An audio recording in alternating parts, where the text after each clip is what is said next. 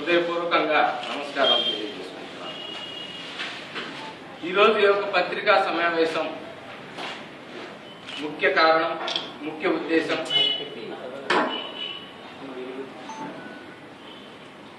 మన Nellore municipal corporation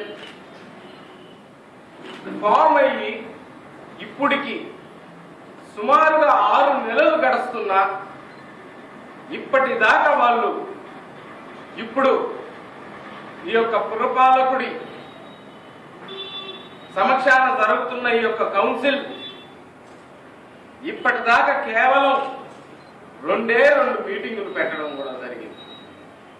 ఒకటి, ప్రజలకి ఎవరికి కూడా ఉపయోగపడని ఆయన యొక్క ఎన్నిక అయితే అదొక మీటింగ్ అయితే, రెండవది ఇప్పటిదాకా నెల్లూరులో ఎప్పుడు కూడా కార్పొరేషన్ మీటింగ్స్ లో ఎజెండా లేకుండా మొక్కుబడిగా నలుగురు అడుగుతున్నారు, ఏదో ఒకటి పెట్టి కానిచ్చేద్దాం అనేటట్టుగా ఎజెండాలు లేని మీటింగ్ ఒకటి. ఇన్ని సమస్యలు మన నెల్లూరులో అందరికీ కళ్ళకు కట్టినట్టుగా కనిపిస్తూ ఉంటే వాళ్ళు ఇప్పుడు దాకా పెట్టింది మొత్తం 2 మీటింగులు. అదేమంటే మీకేం తెలుసు, 90 రోజుల లోపల పెట్టుకోవచ్చు అని వాళ్ళు సెలవిచ్చి తప్పించుకుంటూ ఉంటారు ప్రతిసారి. అఫ్ కోర్స్ అది అందరికీ తెలిసిన విషయమే, 3 నెలలకు ఒకసారి మీటింగ్ పెట్టచ్చు అని. కానీ అది ఎప్పుడు స్టాండింగ్ కమిటీ మరియు డివిజన్ చైర్మన్స్ మరియు కోఆప్షన్ సభ్యులు వీళ్ళందరూ కానీ ఉంటే వీళ్ళు ఈ ఎన్నికలన్నీ మీరు జరిపించి ఈ యొక్క బాడీని మొత్తం క్లియర్ గా మీరు కానీ ఒక సిస్టమేటిక్ గా ఫామ్ చేసి ఉంటే ఆ రోజు మీరు మీటింగ్ పెట్టేదానికి ఎంత దూరమైన తాత్సారం చేసేదానికి అవకాశం ఉంది. కానీ ఈరోజు ఒక స్టాండింగ్ కమిటీ లేదు, సుమారుగా 50 లక్షల వరకు అభివృద్ధి కార్యక్రమాలు చేపట్టేదానికి అవకాశం ఉండే ఆ యొక్క స్టాండింగ్ కమిటీ లేదు, కోఆప్షన్ సభ్యులు లేరు, డివిజన్ చైర్మన్లు లేరు. ఇదేంటి అంటే మా ఇష్టం వచ్చినట్టుగా చేసుకుంటాం మేము అనేటట్టుగా మీరు అధికారుల దగ్గర నుంచి గుమస్తాలని బెదిరించుకుంటూ పబ్బం గడుపుతూ ఈ రోజు నిజంగా ప్రజలందరూ కూడా నవ్విపోదురుగా అనేటట్టుగా ఉంది ఈ యొక్క సంభాషణ కూడా మనం చేసుకుంటున్నాం. అదేవిధంగా నెల్లూరు జిల్లా చరిత్రలో ఎప్పుడు కూడా ఇటువంటి కార్పొరేషన్, ఇటువంటి కౌన్సిల్, ఇప్పుడు జరుగుతున్న ఇటువంటి కౌన్సిల్ జనాలు ఎప్పుడు కూడా చూసి ఉండరు.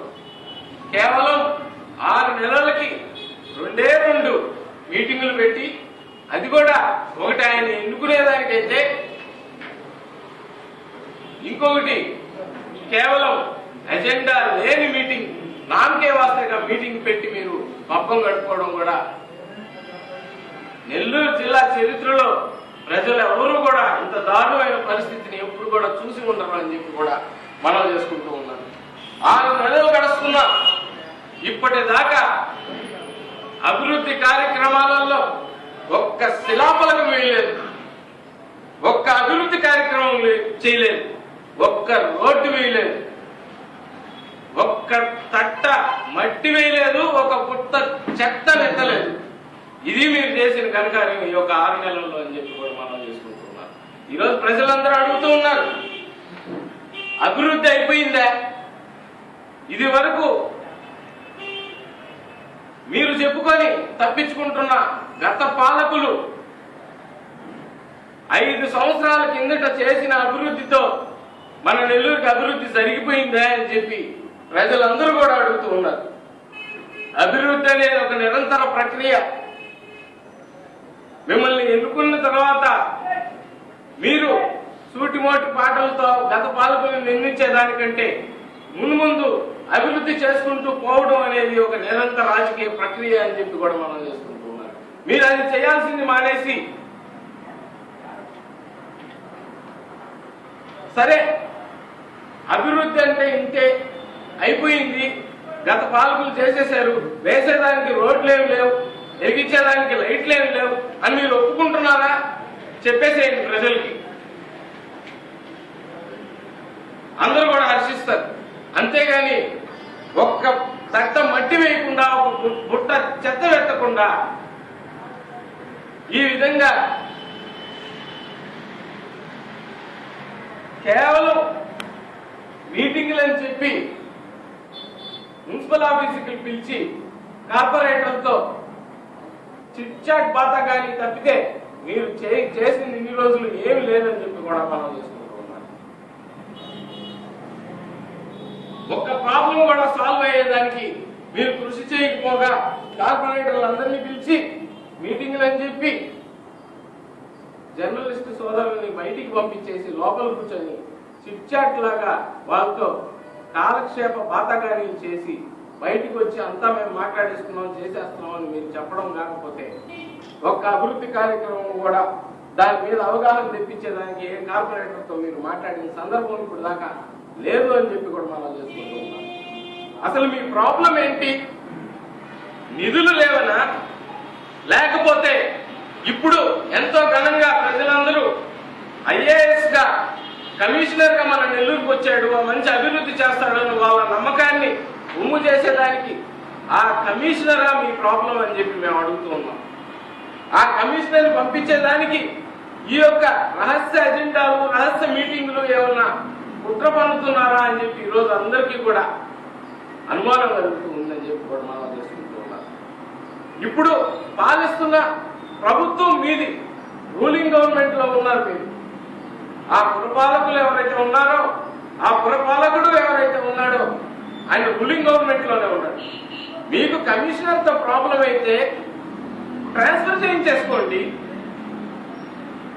ప్రజలందరికీ పనికొచ్చే కమిషనర్ తీసుకొని రండి. మీకు ప్రాబ్లం అయితే ప్రజల పక్షాన మేమైతే ఎప్పుడు కమిషనర్ ప్రాబ్లం అని మేము అనుకోలేదు. ఆయన ఐఏఎస్ ఒక మంచి ఒక సిస్టమేటిక్ లో పోతుంది.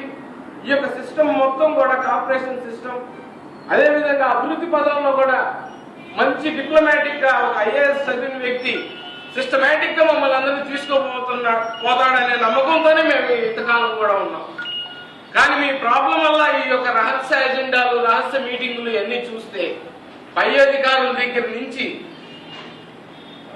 కింద గుమస్తాల వరకు మీరు అందరినీ కూడా బెదిరించి బ్లాక్మెయిల్ చేయడం చూస్తూ ఉంటే ఈ రహస్య ఎజెండాల వెనకాల కమిషనర్ గారిని పంపించాలేమోనని, మీ యొక్క ఉద్దేశం ఏమోనని మేమందరం కూడా భావిస్తున్నాం.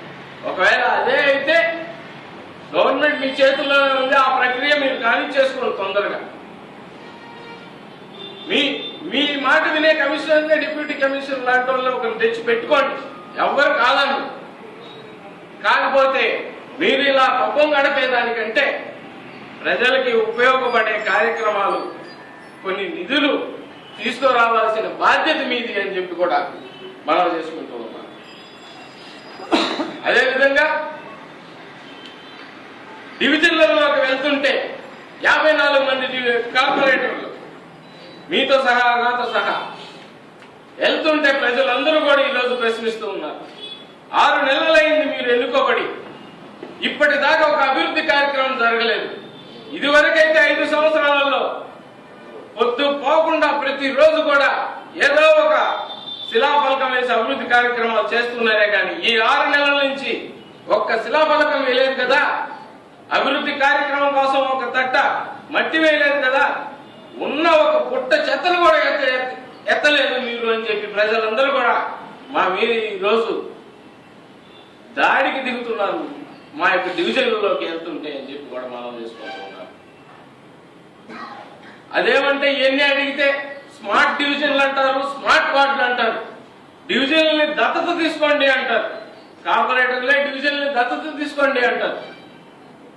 కార్పొరేటర్లకి మేయర్ ఈ యొక్క పురపాలకుడికి అయిన ఖర్చు ఈ యొక్క ఎలక్షన్లు కాక దత్తత తీసుకొని ప్రభుత్వం నుంచి ఏం నిధులు రావు, సొంత నిధులు పెట్టి చేసుకోండి అని చెప్పి స్మార్ట్ డివిజన్లని కొత్త పాట ఒకటి ఎత్తుకున్నారు ఈ మధ్య. వాళ్ళు దత్తత తీసుకొని ప్రజల పాటికి ప్రజలు స్వచ్ఛంగా శానిటరీ వాళ్ళని నమ్ముకోకుండా వాళ్ళు స్వచ్ఛంగా స్వచ్ఛ నెల్లూరు అని చెప్పి చిమ్ముకునేదానికి ఇంకా ప్రజలు ట్యాక్సులు కట్టడం ఎందుకు ఈ కార్పొరేషన్ కి?